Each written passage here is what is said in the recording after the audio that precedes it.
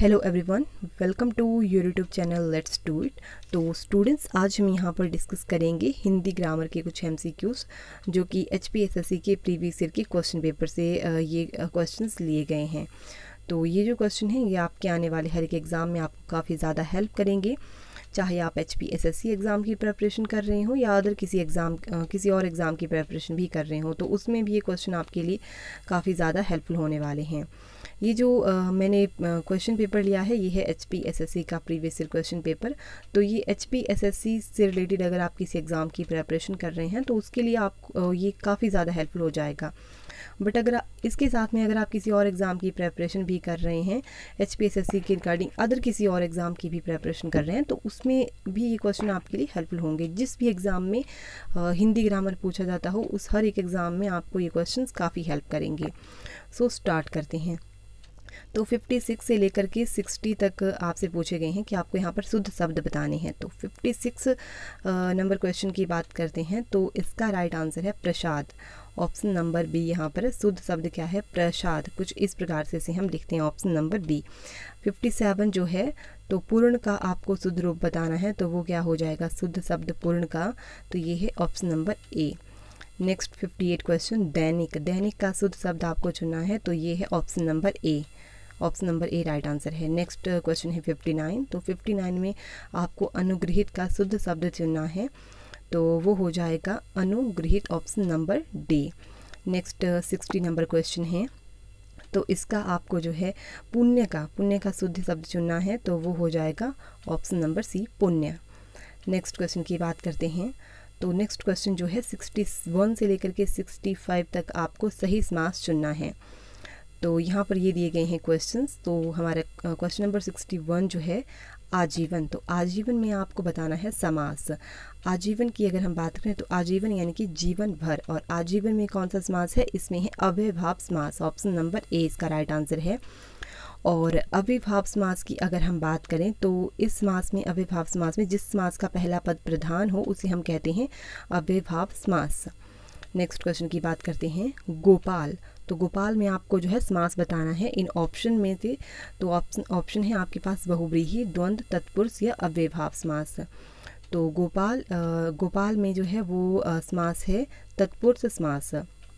Option number सी यहाँ पर इसका राइट आंसर दे के रखा हुआ है। और मैं आपको यहाँ पर जितने भी आंसर बता रही हूँ वो ऑप्शनल आंसर की के आधार पर ही बता रही हूँ। अगर मुझे किसी क्वेश्चंस के आंसर को लेकर के डाउट रहता है तो मैं आपको यहाँ पर बता दूँगी। अगर आपको लगता है कि इसका आंसर थोड़ा अलग होना चाहिए था तो आप कमेंट में बता सकते हैं। नेक्स्ट क्वेश्चन की बात करते हैं चतुष्पद। तो चतुष्पद जो है इसमें कौन सा समास है? तो इसमें समास है द्वंद्व समास। ऑप्शन नंबर ए यहाँ पर इसका राइट आंसर है। और द्वंद्व समास की अगर हम बात करें तो द्वंद्व समास में दोनों पद जो होते हैं वो प्रधान होते हैं। तो जिस समास के दोनों पद प्रधान हो उसे हम कहते हैं द्वंद्व समास। ऑप्शन नंबर ए इसका राइट आंसर है। बट मुझे लगता है कि चतुष्पद में होना चाहिए था द्विगु समास, क्योंकि द्विगु समास में होता है कि जिस समास का पहला पद प्रधान हो, जिस समास में जो संख्यावाचक पहला वर्ड हो तो उसे द्विगु समास कहते हैं। और चतुष्पद में तो पहला वर्ड चतुष यानी कि 4 होता है, तो यहाँ पर होना चाहिए था द्विगु समास। बट आपके अकॉर्डिंग अगर कोई और आंसर है तो आप कमेंट में बता सकते हैं। नेक्स्ट क्वेश्चन की बात करते हैं देवासुर। तो देवासुर यानी कि देव से असुर, तो इसमें समास है द्वंद्व समास। Option number B. और द्वंद्व समास में मैंने आपको बताया कि द्वंद्व समास में जो होता है वो दोनों पद प्रधान होते हैं। नेक्स्ट क्वेश्चन है नीडर। तो नीडर यानी कि जो डरता ना हो, तो नीडर में आपको बताना है समास। तो इसमें कौन सा समास है? इसमें है अव्ययभाव समास। तो ऑप्शन नंबर ए इसका राइट आंसर हो जाएगा। नेक्स्ट क्वेश्चन की बात करते हैं 66 से 75 तक आपको इनके सही अर्थ चुनने हैं। सही अर्थ चुनिए। तो 66 ऑफिशियल, तो ऑफिशियल का आपको सही अर्थ चुनना है, तो ये हो जाएगा अधिकृत। ऑप्शन नंबर ए इसका राइट आंसर है। नेक्स्ट क्वेश्चन है सक्सेशन। तो सक्सेशन का सही अर्थ क्या है? ये है अनुक्रम। Option number C right answer. Next question है एक्सप्रेस लेटर। तो इसका सही अर्थ है आशु पत्र। Option number D. Next question है वाइड। वाइड का सही अर्थ क्या है? देखिए। Option number D. Next question की बात करते हैं रिव्यू। रिव्यू का सही अर्थ क्या है? ये है पुनरावलोकन। Option number C.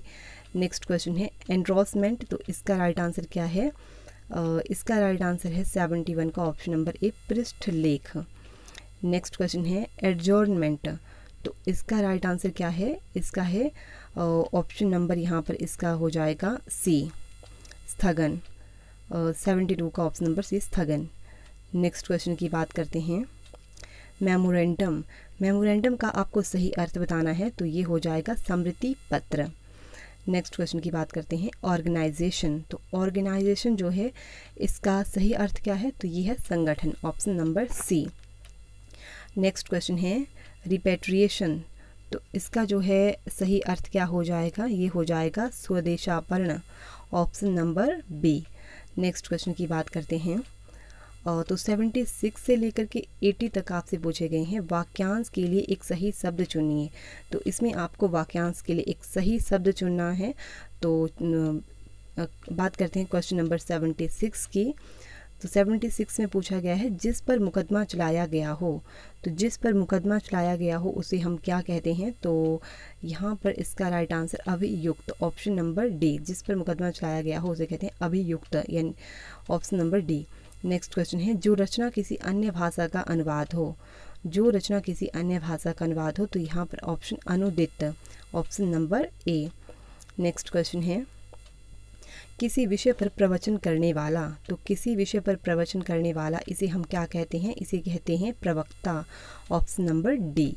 नेक्स्ट है पाने की इच्छा। पाने की इच्छा को हम क्या कहते हैं एक शब्दों में? तो इसे हम कहते हैं मदालसा, इसे हम कहते हैं लिप्सा, ऑप्शन नंबर बी, लिप्सा। पाने की इच्छा यानी कि लिप्सा। नेक्स्ट क्वेश्चन है जो सरलता से प्राप्त हो, जो सरलता से प्राप्त हो उसे हम क्या कहते हैं? सुलभ, option number C right answer. तो आज के लिए हम इतने ही क्वेश्चंस को डिस्कस करेंगे। अब हम नेक्स्ट वीडियो में मिलेंगे। तो अगर आपको वीडियो अच्छी लगी है तो आप वीडियो को लाइक कर सकते हैं, और इसी तरह की अगर आप और वीडियोस पाना चाहते हैं तो आप चैनल को सब्सक्राइब कर सकते हैं। Thank you so much.